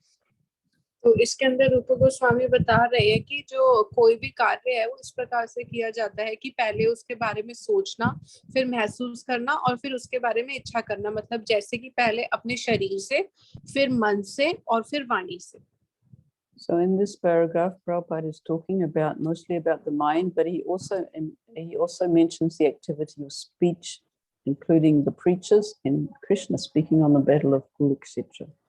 तो इसके अंदर जो मुख्यतः बात करी जा रही है वो मन के बारे में करी जा रही है, लेकिन प्रभुपाद यहाँ पे वाणी के बारे में भी बात कर रहे हैं, जैसे कि प्रचार करना या कृष्ण का कुरुक्षेत्र की युद्ध भूमि में भगवत गीता बोलना. So we had the previous paragraph, the one before last, said that activities can be positive or negative, and they can be performed with, now it's described, they can be performed with body, mind and words. तो बताया जा रहा है कि जो गतिविधियां होती हैं वो दो प्रकार की होती हैं, एक सकारात्मक और नकारात्मक, मतलब प्रवृत्ति और निवृत्ति, और ये दोनों ही शरीर, मन तथा शब्द से करी जाती है. Now we can read this next paragraph, which talks about activities with the body.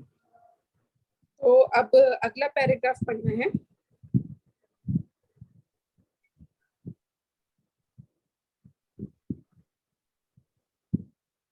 Garaki's hand is up again. हरे कृष्णा प्रभुपाद जी की जय. Hare Krishna. इसी प्रकार हम अपने शारीरिक कार्यों द्वारा अनेक सेवाएं अर्पित कर सकते हैं, लेकिन इस सारे कार्यों को कृष्ण से संबंधित होना चाहिए. ऐसा संबंध प्रामाणिक गुरु के साथ अपने को जोड़कर स्थापित किया जा सकता है, क्योंकि गुरु शिष्य परंपरा में कृष्ण का सीधा प्रतिनिधि होता है. अतएव कृष्ण के द्वारा संपन्न होने वाले कृष्ण भावना भावित कार्यों को गुरु के निर्देशन में श्रद्धा पूर्वक संपन्न किया जाना चाहिए. गुरु के साथ इस संबंध को दीक्षा कहते हैं. गुरु से दीक्षा प्राप्त करने के दिन से ही कृष्ण तथा कृष्ण भावनामृत का अनुशीलन करने वाले व्यक्ति के मध्य संबंध स्थापित हो जाता है. प्रामाणिक गुरु से दीक्षा प्राप्त किए बिना कृष्ण भावनामृत से वास्तविक संबंध कभी पूरा नहीं होता. हरे Krishna. So this is an interesting paragraph. Prabhupada is directly stressing the need for initiation. He says, without initiation by a bona fide spiritual master, the connection with Krishna consciousness is never performed. तो इसके अंदर ये बहुत महत्वपूर्ण paragraph है, और इसके अंदर प्रभुपाद दीक्षा के महत्व के बारे में बता रहे हैं, और प्रभुपाद ये भी बता रहे हैं कि बिना दीक्षा लिए, किसी प्रामाणिक गुरु से दीक्षा लिए बिना जो हमारा वास्तविक संबंध है कृष्ण भावनामृत में, वो कभी भी हम नहीं कर सकते, स्थापित नहीं कर सकते. So the spiritual master establishes the connection between Krishna and the devotee. तो इसके अंदर बता रहे हैं कि जो आध्यात्मिक गुरु होते हैं वो कृष्ण और जो भक्त हैं उनके बीच में संबंध को स्थापित करते हैं. This happens on the date of initiation. और ये दीक्षा के दिन होता है. So therefore, all of our Krishna conscious activities should be directed by the spiritual master and then performed with faith. तो जितने भी हमारी कृष्ण भावनामृत गतिविधियां हैं वो हमारे आध्यात्मिक गुरु के द्वारा निर्देश दिए होने चाहिए, और हमें उनसे पूर्ण श्रद्धा के साथ पालन करना चाहिए. So this doesn't mean phoning our spiritual master every day and saying, what shall I do today? तो इसका मतलब ये नहीं है कि रोज आप अपने गुरु को फोन करो और पूछो कि अब मुझे क्या करना चाहिए. Because our acharyas in the parampara also constitute our Siksha Gurus. क्योंकि जो हमारे परंपरा में आचार्य हैं वो भी हमारे सारे शिक्षा गुरु हैं. And here we're studying the instructions of Rupa Goswami through the translation of Srila Prabhupada. और यहाँ पे हम रूप गोस्वामी की शिक्षाओं के ऊपर चर्चा कर रहे हैं जो कि प्रभुपाद ने हमारे लिए अनुवाद करा है. So this is also following the instructions of the spiritual master. तो ये भी गुरु की निर्देशों का पालन करने में आता है. Now, a question may arise: if you're not formally initiated, can you not execute devotional service? तो अब प्रश्न ये आता है कि यदि आपकी दीक्षा नहीं हुई तो क्या आप भक्ति नहीं कर सकते? So this is what Prabhupada is saying here.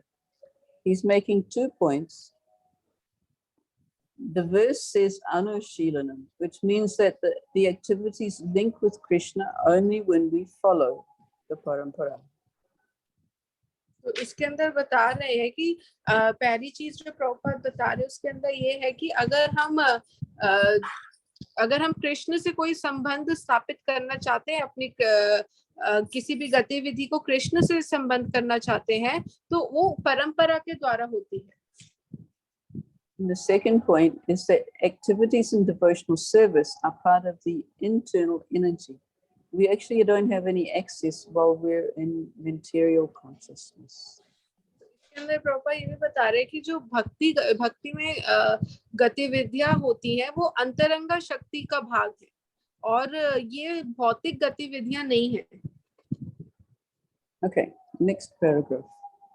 तो अगला पैराग्राफ पढ़ना है.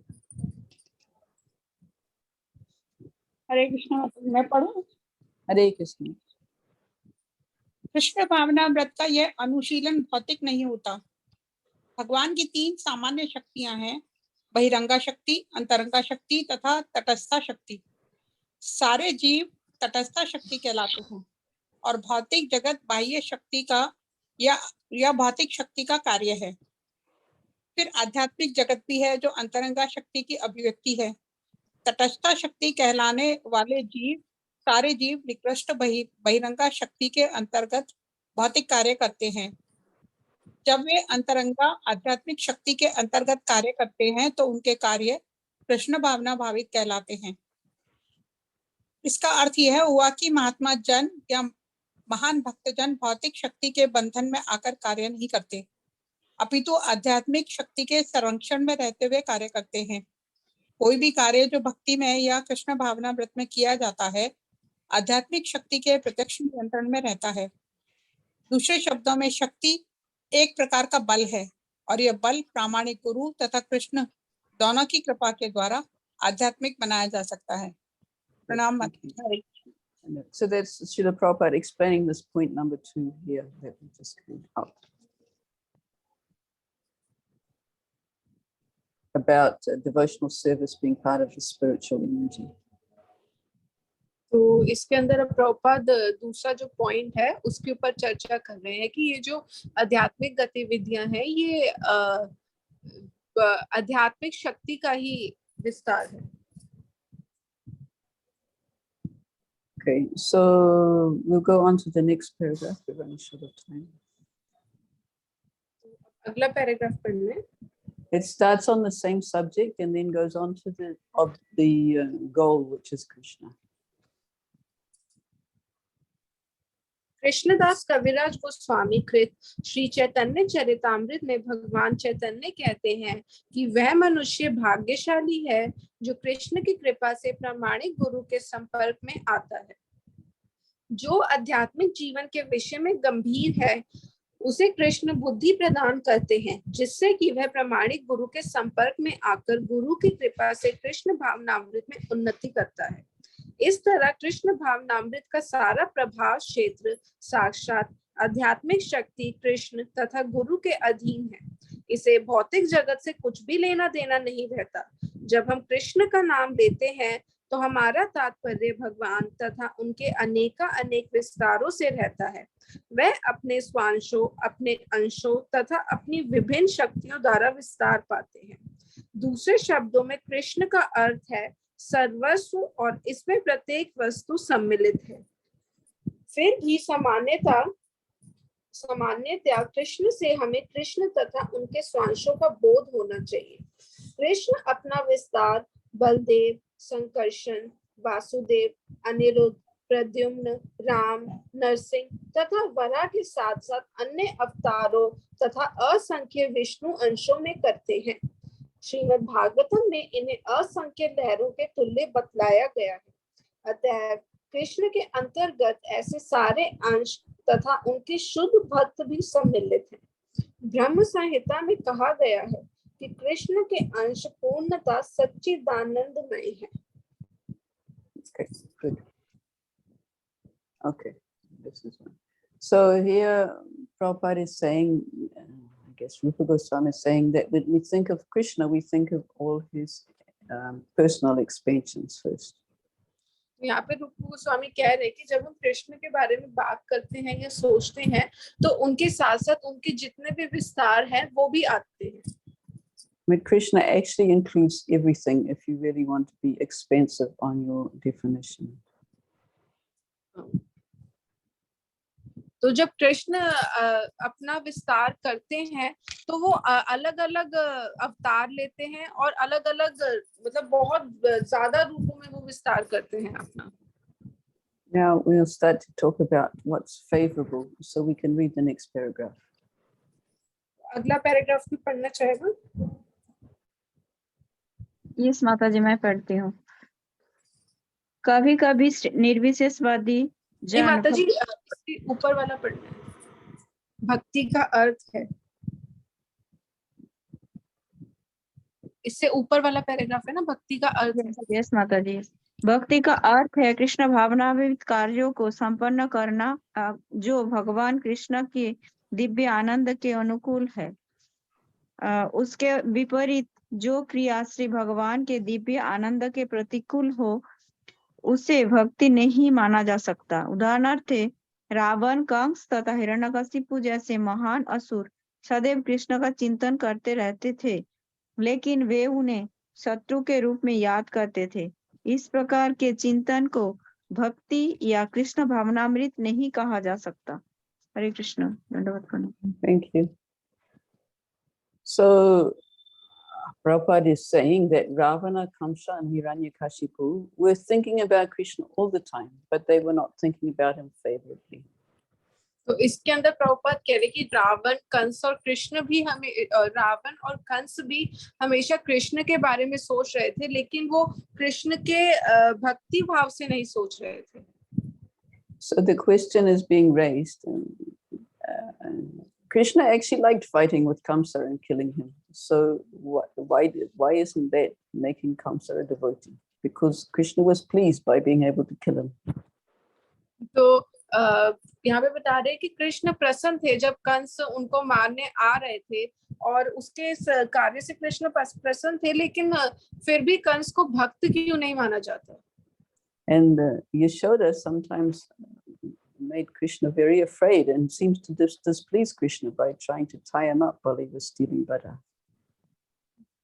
तो लेकिन क्या जा रहा है कि यशोदा मैया भक्त थी, जबकि वो कभी कभी कृष्ण के खिलाफ कार्य करती थी, जैसे कृष्ण को डराना या उनको डांटना. So we have to understand this. Anukulya has two aspects. It includes desire to please Krishna and the unmotivated desire to please Krishna. तो इसके अंदर हमें समझना चाहिए कि अनुकूल्य राइट माता जी, अनुकूल्य वी आर डिस्कसिंग इट. तो इसमें बताया जा रहा है कि अनुकूल्यन का दो अर्थ है कि हमारी एक इच्छा कृष्ण को प्रसन्न करने की और एक मतलब एक तो खुद से इच्छा करना कि हम कृष्ण को प्रसन्न करें और एक गलती से मतलब ना चाहते हुए भी कृष्ण को प्रसन्न कर देना. तो यही भक्ति में और शुद्ध भक्ति में फर्क है. So Kamsa, although Krishna was happy to fight with him and kill him, Kamsa wasn't acting for Krishna's pleasure. तो जो कृष्ण है वो प्रसन्न थे जब कंस उन्हें मारने का प्रयास कर रहा था, लेकिन वो भक्ति नहीं थी क्योंकि वो कृष्ण को प्रसन्न करने के लिए नहीं कर रहा था ये कार्य. Whereas Yashoda was simply acting to protect Krishna in her because in her role as a parent, part of her role is to protect him from doing wrong things. लेकिन जो यशोदा है वो कृष्ण को बचाने के लिए कार्य कर रही थी, क्योंकि जो उनका था कि वो माता थी उनकी, तो मतलब उनकी माता पिता मतलब माता थी, तो उनका कार्य तो यही था कि कृष्ण को हर बुरी चीज से बचाना. Desire and motive. We need motives. Okay. So devotional service is activity that intentionally pleases Krishna. तो इसमें बताया जा रहा है कि भक्ति ऐसी गतिविधि है जो कृष्ण की प्रसन्नता के लिए करी जाती है. So being practical. It means if we're doing things mechanically without actually remembering we're trying to please Krishna, that service is not very effective and it's not really devotional service. तो इसके अंदर बताया जा रहा है कि लेकिन अगर हम मैकेनिकल रूप से बस कर रहे हैं और करने के लिए कर रहे हैं तो, और उसके अंदर हमारे जो हमारे कार्य हैं उसके अंदर से हमारे के अंदर ये भाव नहीं आ रहा कि हमें ये इस कार्य से कृष्ण को प्रसन्न करना है, तो वो भक्ति नहीं है. Okay. So you want to continue with what about? We've got about 4 paragraphs left. They're a little long. Yes, Mataji, I think it would require half an hour more. Yeah, there's some quite long paragraphs. Yes. So maybe we can discuss next week if you think. Yeah, I think so, because so far we've only discussed the main points, the Anukulyena Krishna Anushilanam. We haven't even started the subsidiary points. So yeah, you're right. It will take half an hour to describe these properly. So we should start next week on this and then carry on with the next chapter. Yes, Mataji. Okay, thank you. Any questions in the meantime? तो किसी का कोई प्रश्न है? बाकी की आगे की भूमिका हम अगली कक्षा में चर्चा करेंगे, क्योंकि अभी उसमें समय लगेगा और ऑलरेडी 8 बज चुके हैं.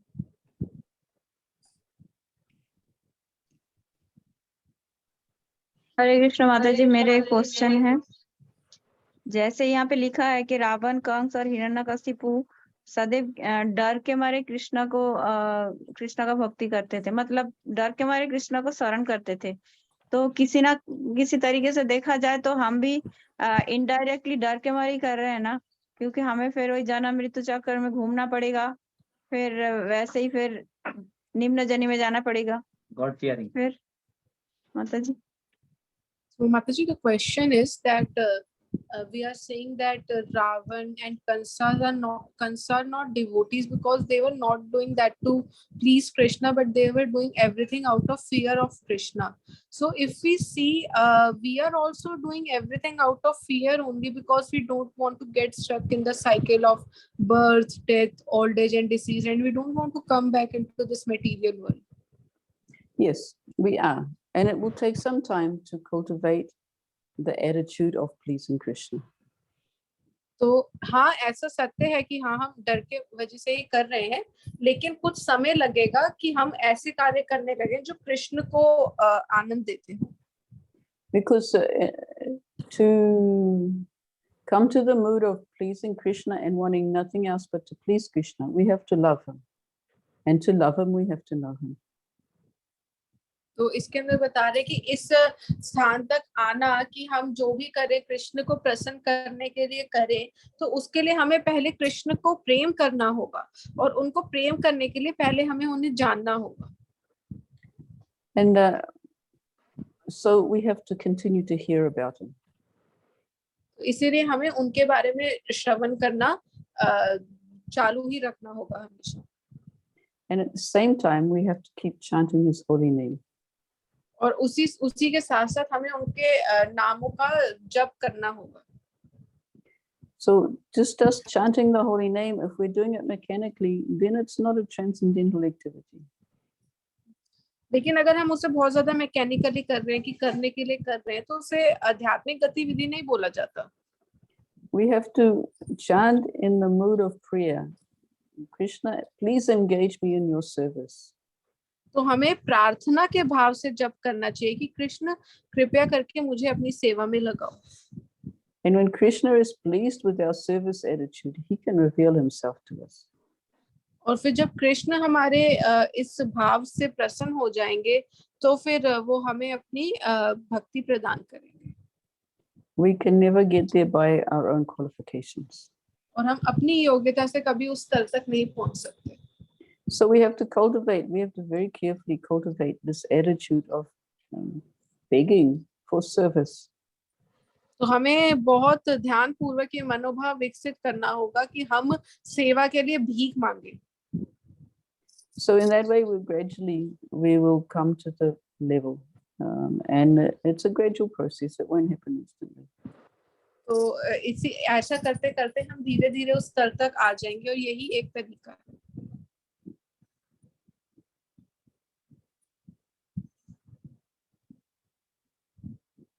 Is that okay? तो माता जी डाउट क्लियर हो गया आपका? saying okay. Okay. Anything further? तो किसी और को कुछ प्रश्न करना है?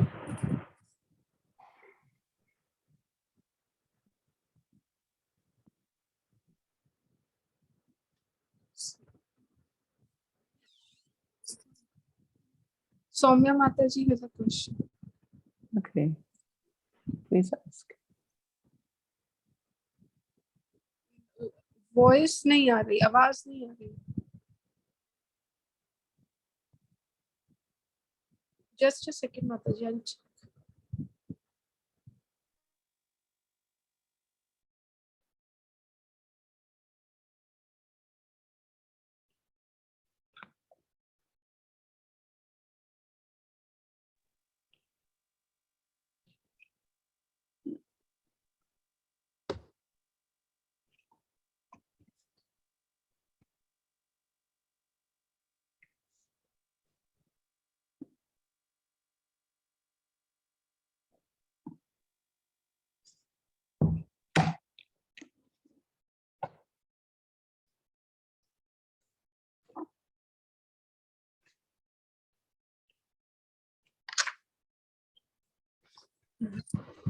हरे कृष्णा, धन्यवाद, प्रणाम माता जी।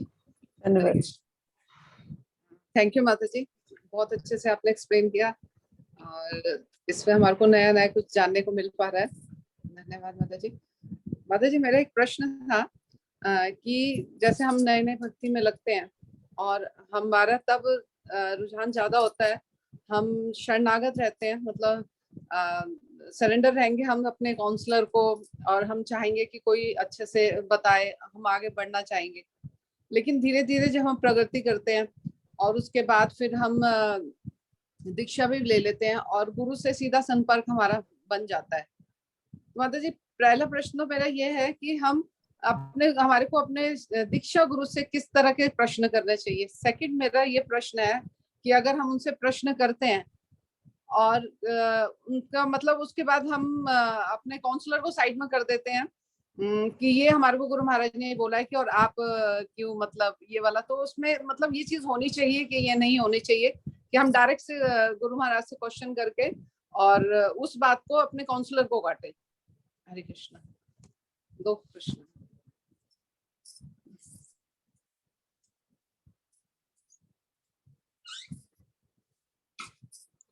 Hare Krishna, Mataji.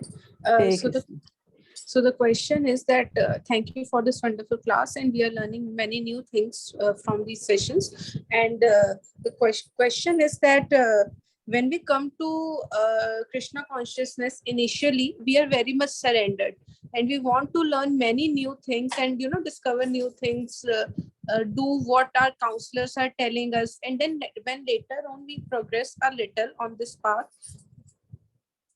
and then afterwards we get the initiation. So the question is that when we are initiated and we are connected with the spiritual master, what we do is we start asking him questions, different types of questions, and taking out our queries. So question number one is that what type of questions should be asked from the spiritual master? And the second question is that when we learn something from our spiritual master, then what we have learned till now from our counselor or our mentor, we just try to cut that thing and then put that point that why are you doing this? My Guru Maharaj has said to do like this, and then we start teaching our Shiksha Gurus, means we start teaching our counselors that no, Guru Maharaj says like this, so you should do like this. So there are two questions. How should this situation be dealt? So in the beginning, actually, I was listening to a class by Swayam Bhagavan Keshav Maharaj, and he was explaining surrender in different levels. तो पहले माता जी बता रही है कि शुरू में क्या होता है कि माता जी एक कक्षा सुन रही थी स्वयं भगवान केशव महाराज जी के द्वारा, उसके अंदर वो पहले शरणागति के बारे में बता रहे थे। So he said that this first level of Sharanagati is Bhagavad Gita 2.7, when Arjuna says that I surrender to you, Krishna. तो पहला स्तर है जो शरणागति का, वो भगवत गीता के दूसरे अध्याय का 7वां श्लोक है, जब अर्जुन भगवान को कहते हैं कि मैं आपको शरणागत होता हूँ। Karpanya doshopahata svabhavaha prichami tvam dharma samudra chaitaha yatraya shan nishtitam ruhitan me shishashtiham sharit mam tvam prapanam. I surrender to you, mam prapanam, I'm surrendered to you. So Swayam Bhagavan Keshav Maharaj explained that this is the first level of surrender. We're realizing that we need guidance, so we're taking shelter of a spiritual master. तो जो पहला स्तर है शरणागति का, वो ये है कि हमें इस बात की अनुभूति हो कि हमें आश्रय की जरूरत है और फिर हम अपने गुरु को शरणागत हो जाएं। So then he says another level of Sharanagati is in Bhagavad Gita 7:14. Devi Hyesha Gunamayi Mama Maya Direchaya Mama Evaye Pupajanti Mayamant Etam Taranti. This energy of mine, consisting of the three mates of nature, is my energy, is very difficult to overcome. But if you have surrendered unto me, Bhajante, you can easily cross beyond it. So Swayam Bhagavan Keshav Maharaj says that this surrender is a surrender to the process of Krishna consciousness. तो इसके अंदर फिर दूसरा स्तर बता रहे हैं जो भगवद गीता के 7वें अध्याय के 14वें श्लोक है, देवी हैषा गुण में, जिसके अंदर भगवान कह रहे हैं कि मेरे प्रकृति के द्वारा जो 3 गुण हैं, इनसे ऊपर कोई भी नहीं निकल सकता, लेकिन जो मुझे शरणागत होता है वो इन गुणों के भी ऊपर उठ सकता है। और ये दूसरे स्तर की शरणागति है, जिसमें वो ये बता रहे कि कृष्ण भावनामृत के प्रति अपने आप को शरणागत करना। And he says the third level is in 1866. Sarvadama parichaja mamekam sharanam ruja aham tvam sarvapapegyo mokshaya shami masuchaha. So then he's saying, you forget about everything you've learned and just act to please me. तो इसके अंदर फिर तीसरा स्तर है शरणागति का, उसके अंदर भगवान अर्जुन से कह रहे कि सारे धर्मों का त्याग करो, जो भी तुमने अभी तक सीखा सब कुछ भूल जाओ और सिर्फ मेरी शरण में आ जाओ। So in our beginning surrender, we're surrendering, we're saying we need guidance, but this is not absolutely full surrender. But yes, we have an attitude of wanting to learn. That is very good. तो जो पहले स्तर का शरणागति है कि हमें इस बात की अनुभूति होती है कि हमें आश्रय चाहिए, तो वो है, लेकिन वो पूर्ण शरणागति नहीं है। और ठीक है, उसके अंदर हमारे अंदर ये भाव है कि हम कुछ नया सीखना चाहते हैं, तो वो भी एक अच्छी बात है। But we have to maintain this attitude of wanting to learn. तो हमें ये भाव बना के रखना है कि हम कुछ नया सीखना चाहते हैं।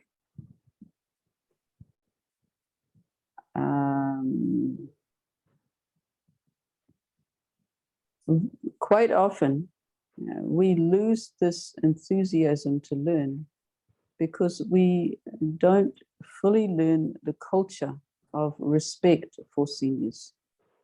तो क्या होता है, लेकिन धीरे धीरे हमारा ये जो उत्साह है ये खत्म हो जाता है, क्योंकि हम ये नहीं सीखते कि हमें अपने से वरिष्ठ भक्तों का आदर किस प्रकार करना चाहिए। So I was listening to one class today by Madhavananda Prabhu. He was talking about the culture of Krishna consciousness. He said you actually can't learn it by sitting in a class on Bhakti Sadachar. तो माता जी कह रही है कि माता जी कक्षा सुन रही थी, तो उसके अंदर बताया था जो कृष्ण भावनामृत में आप आए और उसके अंदर आप कुछ भी नहीं सीख सकते। अगर आप भक्ति सदाचार की कक्षा में बैठ गए तो इसका मतलब ये नहीं है कि आप सदाचार सीख गए हो। So we actually have to learn it by living it. तो हमें इस चीज को अगर समझना है तो उसके तरह से जीना पड़ेगा। So it's important for us to maintain the association who are in this culture of Krishna consciousness.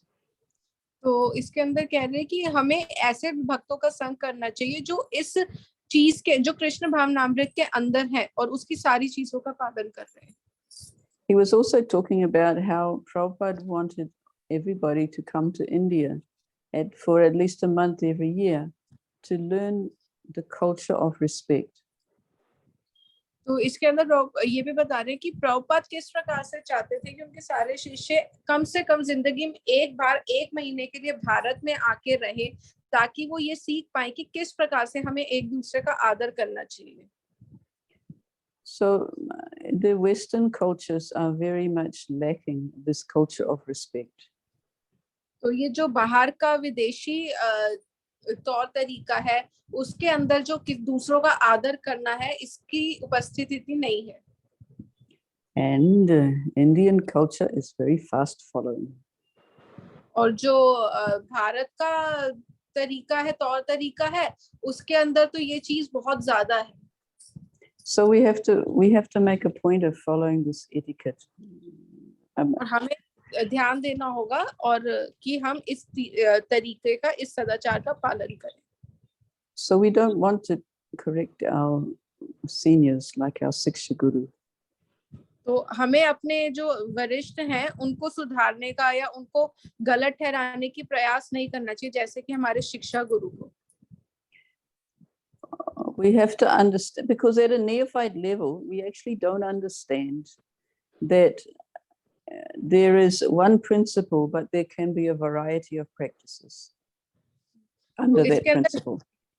नव दीक्षित होने के स्तर पे हम ये नहीं समझ सकते हैं कि चीज तो एक ही है, बात तो एक ही है, लेकिन उसको करने का तरीका अलग अलग है. So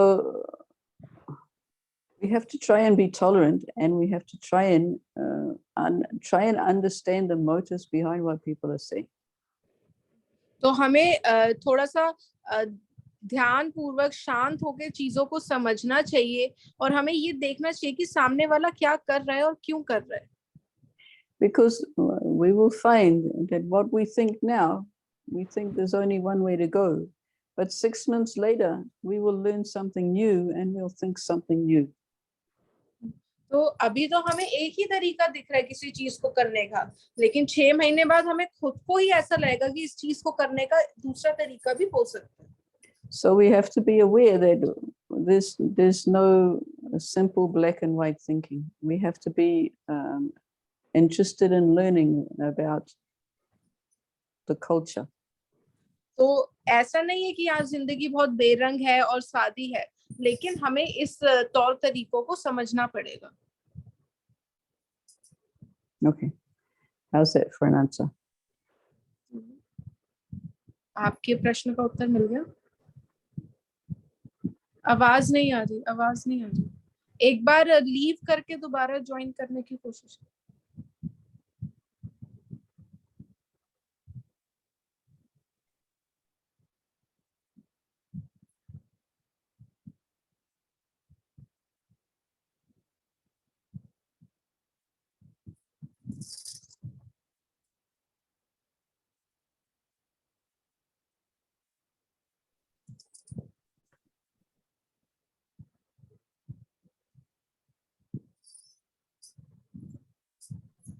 Hare Krishna. Hare Krishna, we can hear you now.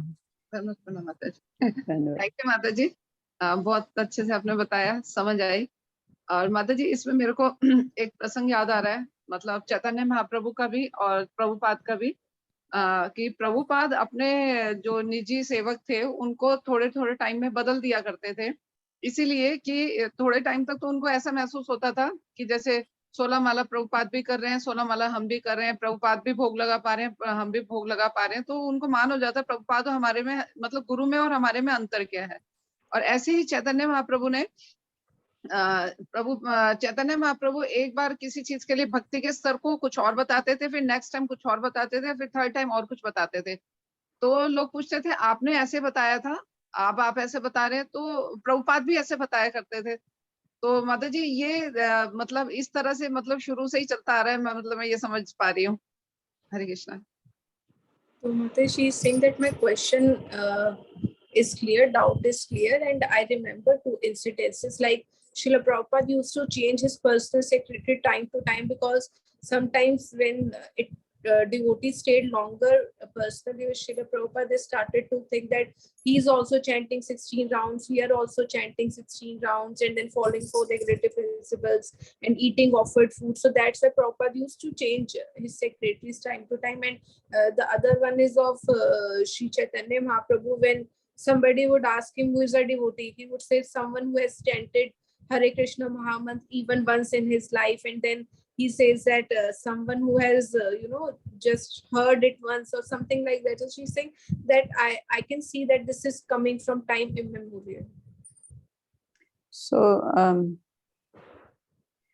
actually, I've heard it said by Prabhupada's disciples that the ones he kept as his servants were the ones that needed the help the most. यहाँ पे माता जी बता रही है कि मैंने प्रभुपाद के शिष्यों से ये सुना है कि प्रभुपाद जिन्हें अपना मतलब साथ में रखते थे सेवक के रूप में, ये वही लोग होते थे जिन्हें सबसे ज्यादा मदद की आवश्यकता होती थी. And some of his servants also said something similar. और प्रभुपाद के कुछ जो निजी सेवक हैं वो भी यही बात कहते हैं. Of course, some of the servants left of their own accord. और फिर कुछ लोगों ने तो अपनी इच्छा से भी छोड़ दिया था. Because they developed a desire to do something different. क्योंकि उनके अंदर ये इच्छा आ गई थी कि उन्हें अपने गुरु से कुछ अलग करना है.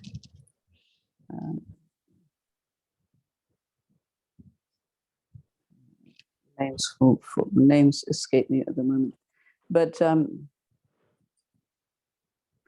Srutakirti, of course, he's resident in Vrindavan now, so he tells quite a lot about his relationship with Srila Prabhupada, and he said that he was with Srila Prabhupada for his benefit, not for Prabhupada's benefit.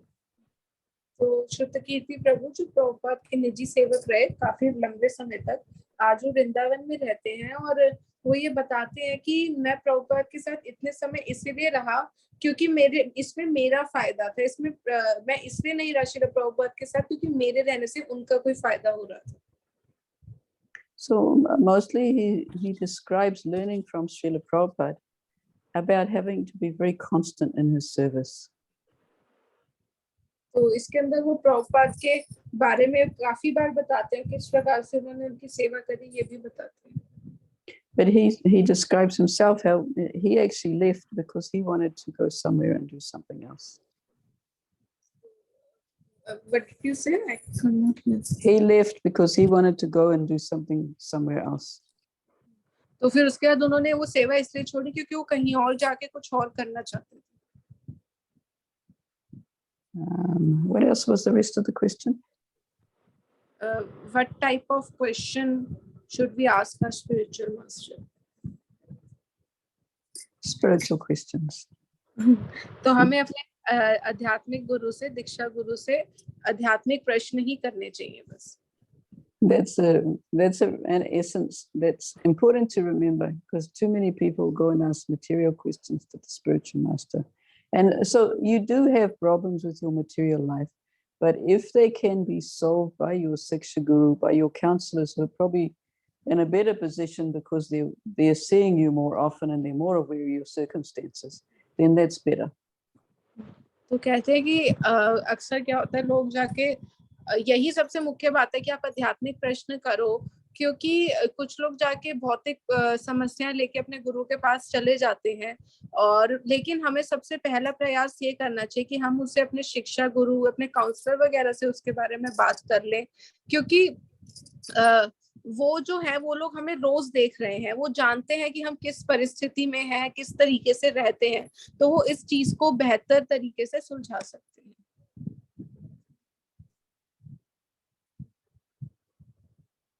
Okay. Thank you माता जी. Hare Krishna. मतलब माता जी इससे हमारा अपराध में convert हो जाता है सब, ये मतलब इस तरह से अपराध ले लेते हैं हम लोग. So the question is that is it an offense? What an offense? क्या अपराध, क्या चीज ले लेते हैं, किस चीज को अपराध? मतलब अगर जैसे हम अपने काउंसलर से हटकर मतलब इसमें कंपेयर करने लग जाते हैं कि हमारे काउंसलर ने ठीक नहीं बताया, हमारे गुरु से डायरेक्ट हम लोग जाके पूछें। So Mataji, is it an offense to, if your counselor has given you some suggestion or maybe some solution, and then again you just put him down, and then again go to spiritual master and ask him? Is it an offense? Well, is the counselor your Siksha Guru or not? What? Is the counselor the Siksha Guru or not? Yes, yes. So there's a quote here. Let me see if I can find it. I'll try and find it first, and then I'll put a share on the screen. Where was it?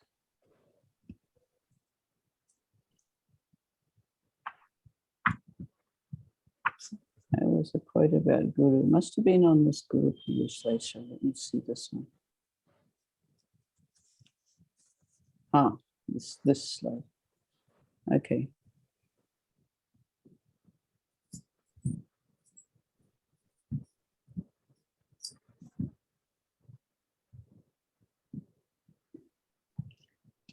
This side. So the founder Acharya of the Sampradaya is the principal Siksha Guru for that disciplic succession. This is Bhaktivinoda Thakur in Harinam Chintamani.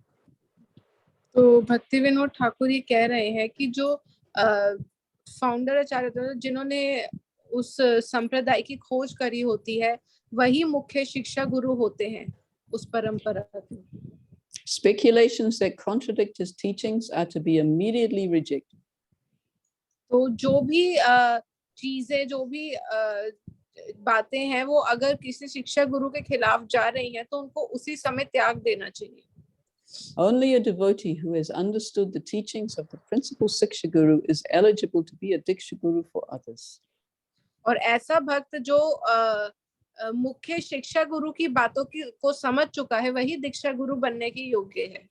And this also goes for our subsequent Siksha Gurus.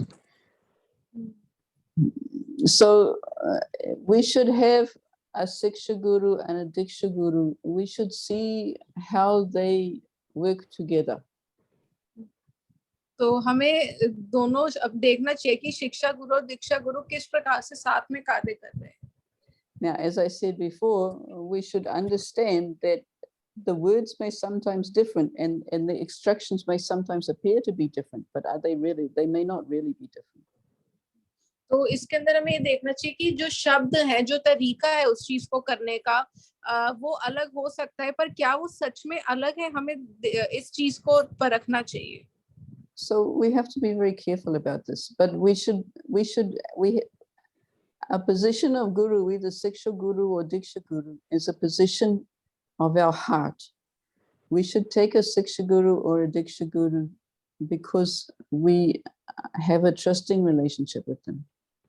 तो हमें ये जो हमारा संबंध होता है शिक्षा गुरु और दीक्षा गुरु से ये हृदय से होता है और हमें इस चीज को समझना चाहिए. So if we don't have that relationship of the heart, if we don't have that faith, if we can't see that in different words there are the same principle being described, then we have to question, is it really a Siksha Guru relationship or not? तो लेकिन अगर हमें ये देखना चाहिए कि क्या जो वो बोल रहे हैं वो जो दीक्षा गुरु हैं उनकी बातों से अलग है या जो मुख्य शिक्षा गुरु हैं संस्थापक आचार्य उनकी बातों से अलग है तो वो गलत है. लेकिन अगर वो बात सेम है तो हमें पूरा विश्वास रखना चाहिए और उनके दिल से अपने शिक्षा गुरु को अपनाना चाहिए.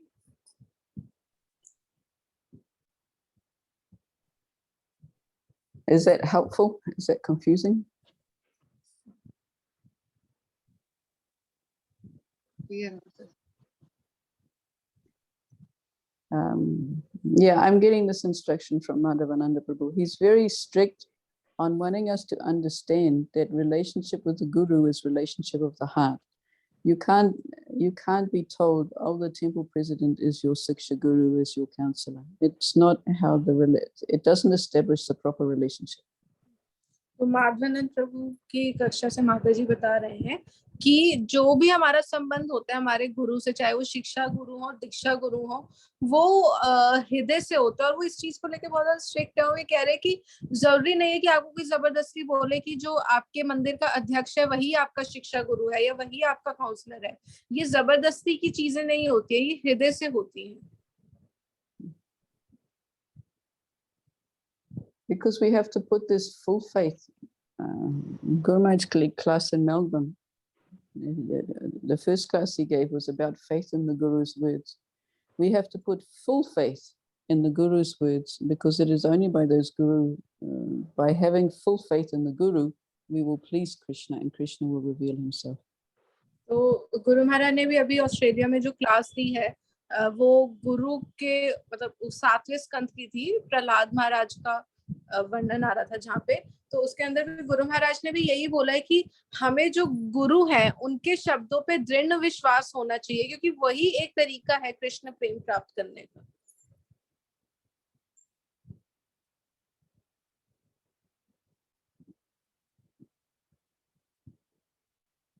Okay, anything further? Thank you, Mataji. Thank you. Hare Krishna. Okay. Jay. And sorry we took a long time. It's already 8:20. That's all right. When I saw this introduction and all there was more introduction in there as well.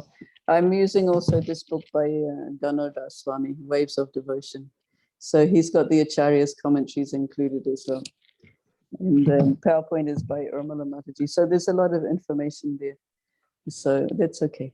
And we'll carry on next week and then continue with the first chapter.